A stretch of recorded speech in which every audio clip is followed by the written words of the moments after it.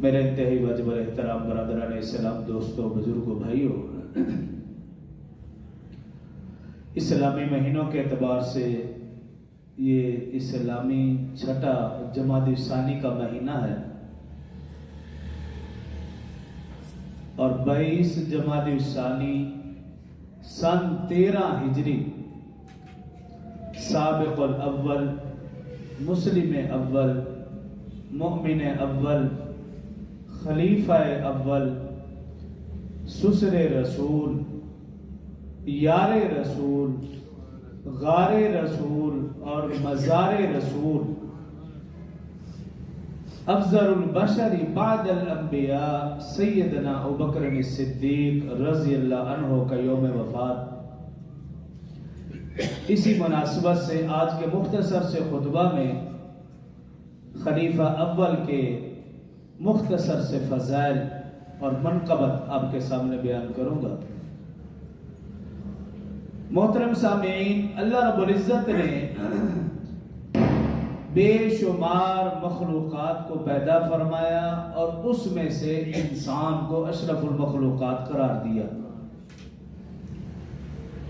اور پھر اشرف المخلوقات کی ہدایت اور رہنمائی کے لیے اللہ رب العزت نے اپنے نمائندے مبعوث فرمائے، جن کو انبیاء کرام علیہ السلام کہا جاتا ہے، اور ان کی تعداد 1.25 لاکھ کے لگ بھگ ہے۔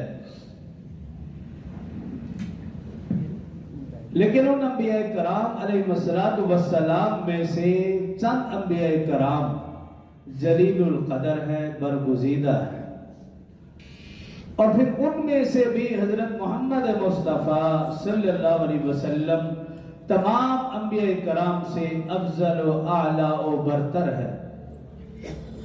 ہمارا ایمان اور عقیدہ کہ رسول اللہ صلی اللہ علیہ وسلم اللہ تعالیٰ کے آخری نبی اور رسول، آپ کے بعد نہ کوئی نبی آئے گا نہ کوئی رسول آئے گا، آپ پر نبوت بھی ختم اور رسالت بھی ختم۔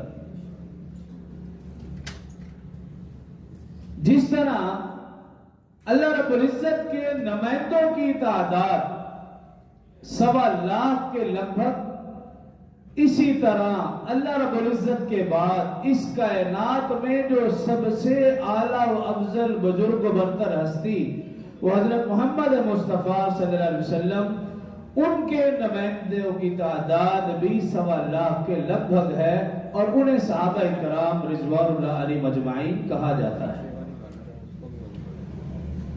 جس طرح اللہ کے نمائندوں پر ایمان لانا ضروری، اسی طرح رسول اللہ صلی اللہ علیہ وسلم کے نمائندوں پر ایمان لانا بھی ضروری۔ جس طرح اللہ کے نمائندوں کا احترام کرنا ضروری، اسی طرح رسول اللہ صلی اللہ علیہ وسلم کے نمائندوں کا احترام کرنا بھی ضروری۔ جس طرح اللہ کے نمائندوں کی بے احترامی کرنا حقیقت میں اللہ کی بے احترامی ہے، اسی طرح رسول اللہ صلی اللہ علیہ وسلم کے نمائندوں کی بے احترامی کرنا حقیقت میں رسول صلی اللہ علیہ وسلم کی بے احترامی ہے۔ جس طرح اللہ کے نمائندوں سے بغض رکھنا حقیقت میں اللہ سے بغض رکھنا ہے، اسی طرح رسول اللہ صلی اللہ علیہ وسلم کے نمائندوں سے بغض رکھنا حقیقت میں رسول اللہ صلی اللہ علیہ وسلم سے بغض رکھنا۔ تو اسی لیے جس طرح اللہ کے نمائندوں پر ایمان لانا ضروری، رسول اللہ صلی اللہ علیہ وسلم کے نمائندوں پر بھی ایمان لانا ضروری۔ جس طرح اللہ کے نمائندوں کا احترام کرنا ضروری، اسی طرح رسول اللہ صلی اللہ علیہ وسلم کے نمائندوں کا احترام کرنا بھی ضروری۔ ہاں، فرق یہ ہے کہ اللہ کے نمائندے انبیاء کرام علیہ السلام وہ معصوم عن الخطا یعنی گناہوں سے پاک ہے، اور رسول اللہ صلی اللہ علیہ وسلم کے نمائندے صحابہ کرام وہ محفوظ عن الخطا یعنی اللہ نے ان کی گناہوں سے حفاظت فرما رکھی ہے۔ صحابہ اور اہل بیت عظام رضوان اللہ علیہ مجمعین، ان دونوں پر ایمان بھی ضروری، دونوں کا احترام بھی ضروری، کیونکہ یہ دو ہی ذرائع ہیں رسول اللہ صلی اللہ علیہ وسلم کے تعلق جوڑنے۔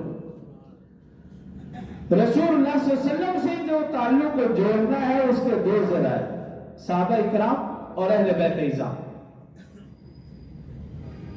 رسول اللہ صلی اللہ علیہ وسلم نے فرمایا اصحابی کالنجوم بأیہم اقتدیتم اہتدیتم۔ جب صحابہ کی باری آئی تو فرمایا میرے صحابہ ستاروں کی طرح ہیں، تم جس کی چاہو اقتدا کرو، پیروی کرو، ہدایت پاؤ گے۔ اور اہل بیت کی باری آئی فرمایا الا ان مثل اہل بیت فیکم سفینۃ نوح من رکبها نجا ومن تخلف عنها ہلک۔